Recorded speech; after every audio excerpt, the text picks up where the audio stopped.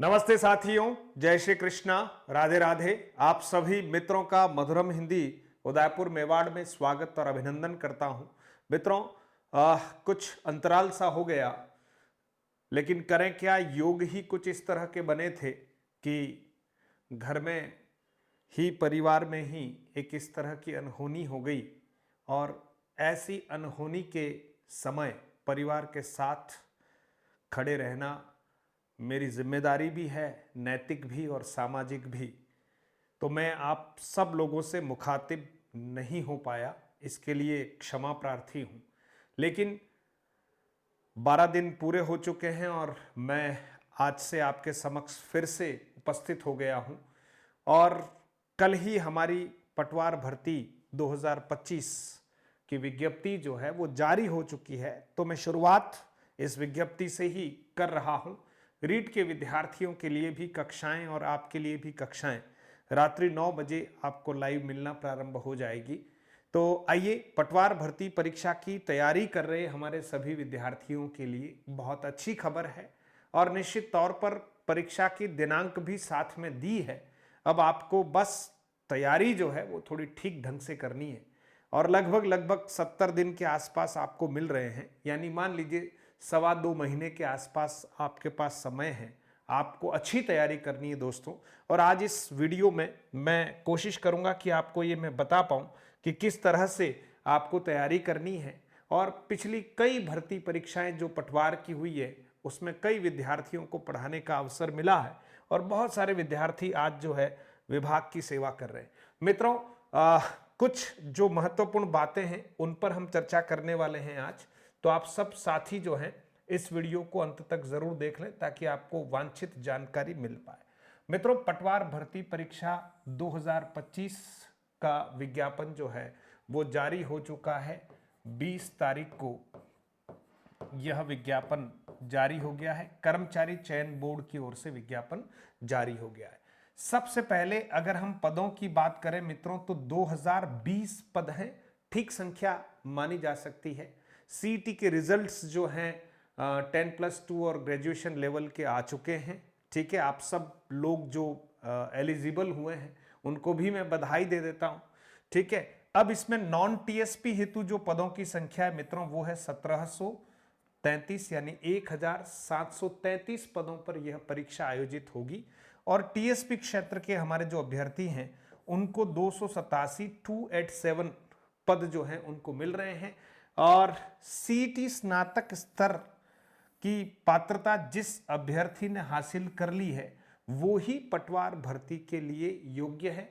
और इस बार जैसा कि रिजल्ट हमने देखा, बोर्ड अब नेगेटिव मार्किंग के बारे में चिंतन कर रहा है, क्योंकि इस बार काफी अच्छी संख्या में हमारे अभ्यर्थी जो है, क्योंकि सीईटी फर्स्ट बार हुई थी उसमें थोड़ा एलिजिबल कम हुए थे, लेकिन इस बार बच्चों को अच्छे से समझ में आ गया कि क्या करना है। तो इस बार की एलिजिबिलिटी की जो परीक्षा हुई थी उसमें बहुत अच्छी संख्या में विद्यार्थी जो हैं वो उत्तीर्ण हुए हैं। तो अब कंपटीशन तो रहेगा ही रहेगा निश्चित तौर पर। फिर मित्रों, आवेदन की अगर बात करें तो जो अनारक्षित वर्ग के जो हमारे विद्यार्थी हैं, अनारक्षित वर्ग के जो विद्यार्थी हैं उनको मित्रों 600 रुपये वन टाइम जो शुल्क देना होता है वो शुल्क देना है। और ये पक्का ध्यान रखें कि जिनको परीक्षा देनी है, जो परीक्षा में उपस्थित होंगे वे ही विद्यार्थी आवेदन करें, क्योंकि इसके बारे में भी बोर्ड ने कुछ कदम उठाए हैं। तो केवल आवेदन करके और परीक्षा देने नहीं जाएंगे तो वो भी एक प्रकार से दंड का विधान है आने वाले समय में। तो हमें ध्यान रखना है कि जो परीक्षा देने के इच्छुक हैं, है ना, वही, क्योंकि अभी जो परीक्षाएं हो रही उसमें आप देख रहे हैं कि फॉर्म 100% भरे हुए, मान लीजिए परीक्षा देने 35%, 30%, 40% के आसपास ही विद्यार्थी जा रहे हैं। तो आयोग को नुकसान हो रहा है, बोर्ड को नुकसान हो रहा है। आरक्षित वर्ग के जो भी विद्यार्थी हैं उनका शुल्क जो है वो 400 रुपए है। शैक्षिक योग्यता की अगर बात करें मित्रों तो स्नातक यानी बीए, बीएससी जिसने कर रखा है या इसके समकक्ष जो परीक्षा उत्तीर्ण है, बीए के इक्विवेलेंट जो परीक्षा उत्तीर्ण है, विज्ञप्ति में विस्तार से दे रखा है ना। मैं यहां संक्षिप्त में आपको समझा रहा हूं। तो वे विद्यार्थी जो हैं वो इस परीक्षा को उत्तीर्ण करें। मतलब आपका ग्रेजुएशन होना चाहिए प्लस ग्रेजुएशन लेवल की सीईटी क्लियर होनी चाहिए, तो आप इस पटवार भर्ती परीक्षा के लिए जो है योग्य हैं। आवेदन की समय सीमा मित्रों 22 फरवरी 2025 से आवेदन प्रारंभ हो जाएंगे और 23 मार्च 2025 रात्रि 11:59 तक यह समय सीमा है ऑनलाइन आवेदन करने की। तो किसी भी ई मित्र से या आप सेल्फ करना चाहें तो सेल्फ जो है SSO ID से ऑनलाइन आवेदन कर सकते हैं। ऑनलाइन आवेदन भरते समय पूर्ण सावधानी रखें ताकि किसी प्रकार से कोई एडिट वाले लफड़े और पचड़े में हम न पड़े। बार बार कहा जाता है, फिर भी खूब सारे अभ्यर्थियों से बहुत सारी गलतियां हो जाती है। बहुत सारे ऐसे अभ्यर्थियों के विद्यार्थियों के फोन आते हैं कि सर भरते समय L1 की जगह L2 हो गया या L2 की जगह। देखिए, जो आपने भर दिया है बस वहां अब उस जो भरा है उसके अनुरूप ही आपके पास प्रवेश पत्र आएगा। और जब एडिट का ऑप्शन था तब भी हम ध्यान नहीं दे पाए। तो ऐसी गलतियां जीवन में न करें, मैं आपसे बहुत विनम्र आग्रह करता हूं। आवेदन करते समय एक किसी समझदार व्यक्ति को और साथ रखें और एक एक जो आपने आवेदन में पूर्तियां की उसको अच्छे से जांच लें। फाइनल सबमिट करने से पहले उसको अच्छे से प्रिंट आउट लेकर भले एक बार आप देख लें ताकि वो कोई अशुद्धि नहीं रहनी चाहिए। ध्यान दीजिएगा। परीक्षा की तिथि मित्रों 11 मई 2025 को यह परीक्षा जो है होने वाली है ऑफलाइन माध्यम में, मतलब वही OMR शीट के माध्यम से आपको परीक्षा देनी है। तो आप ध्यान रखिएगा मित्रों, 11/5/2025 यानी अब आप देख लीजिएगा फरवरी के आपके पास 4-5 दिन बचे हुए हैं, फिर मार्च और अप्रैल, ठीक है 2 महीने, और फिर आप लगभग 11 दिन, तो यूं मान लीजिए कि मोटा मोटी 2.5 महीने मान लीजिए, ठीक है। 2-4 दिन बीच में होली वगैरह ये सब कुछ है ना। तो मैं मोटा मोटी 2.25 महीने मान रहा था, लेकिन आप 2.5 महीने मान लीजिए। 2.5 महीने में आपको अपनी तैयारी सुनिश्चित करनी है, आज से ही लग जाएं। और बहुत सारे विद्यार्थी हैं वो तो लगातार पढ़ भी रहे होंगे निश्चित तौर पर। और अभी आपने CET में जो पढ़ा लगभग सिलेबस वैसा ही है, बहुत ज्यादा परिवर्तन नहीं है। तो परीक्षा की स्कीम या पाठ्यक्रम पर अगर अपन थोड़ी सी चर्चा कर लेते हैं तो पाठ्यक्रम में आप देखिएगा मित्रों, आपको परीक्षा में मिलने वाले हैं 150 प्रश्न, 150 प्रश्न मिलेंगे और पूर्णांक है 300। और हमारा टारगेट भी है कि हम 300 में से 300 लाएं, ऐसा हमारा टारगेट होना चाहिए। आएंगे कितने बात की बात है, टारगेट तो ऊंचा ही रखना चाहिए। अब इसमें देखें, सिलेबस में देखें तो पाठ्यक्रम में सबसे पहले जनरल साइंस, ठीक है, हिस्ट्री, पॉलिटी और ज्योग्राफी ऑफ इंडिया, है ना, यानी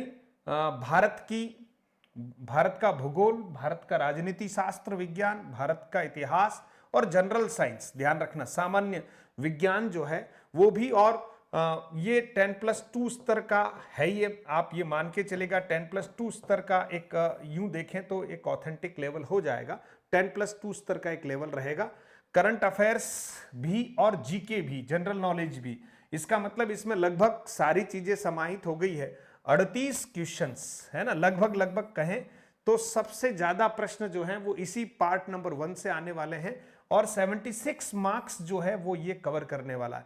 तो इस पार्ट को हमें स्ट्रॉन्ग करना है और आप अच्छे से पढ़िएगा, है ना। बहुत सारी अच्छी बुक्स जो हैं ऑथेंटिक, उनको आप पढ़िएगा।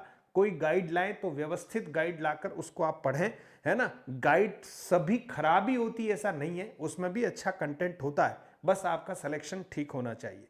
ठीक है मित्रों। फिर ज्योग्राफी, हिस्ट्री, कल्चर और पॉलिटी ऑफ राजस्थान 30 क्वेश्चंस आएंगे 60 मार्क्स के। तो ये भी पार्ट बड़ा महत्वपूर्ण है।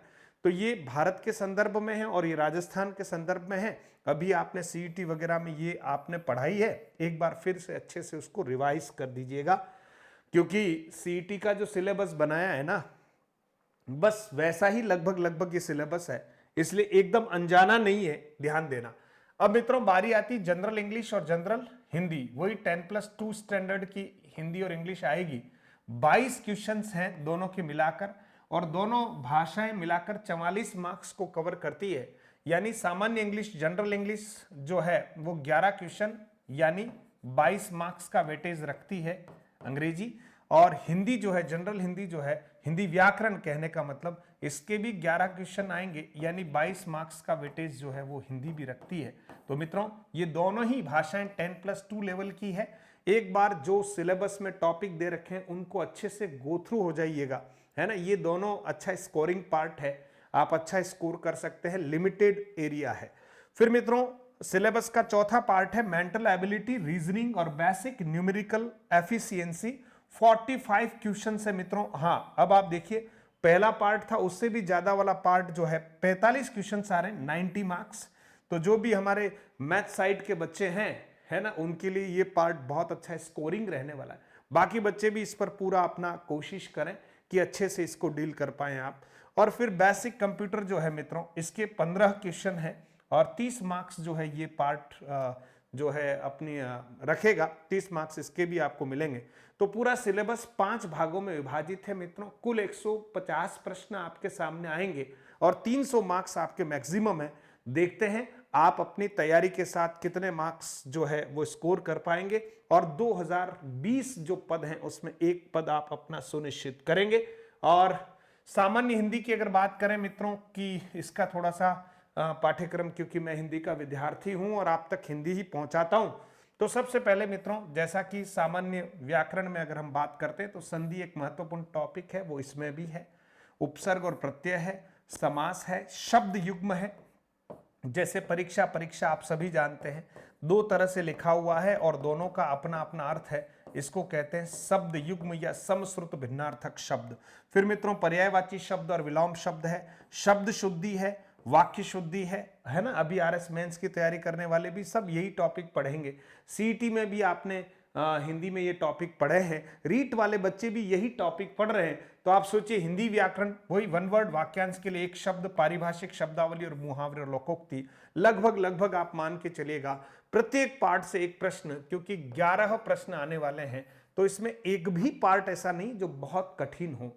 आपने पढ़ रखा है। और इसके अलावा भी अगर आप इसको पढ़ना चाहते हैं तो हमारे चैनल पर सारी कक्षाएं मौजूद है ना। और फिर भी मैं रिवीजन क्लासेस लेकर आऊंगा, है ना। मधुरम हिंदी हमारा जो यूट्यूब चैनल है उस पर सारी कक्षाएं आप देखेंगे, प्लेलिस्ट में सब कक्षाएं आपको दिखेगी, एमसीक्यूज वाली भी और थ्योरी वाली भी, है ना। एक भी कक्षा ऐसी नहीं है जो हमने पढ़ा नहीं रखी है। फिर भी हम रिवीजन क्लासेस लाएंगे और आप लोगों को हिंदी व्याकरण अच्छे से पढ़ाएंगे।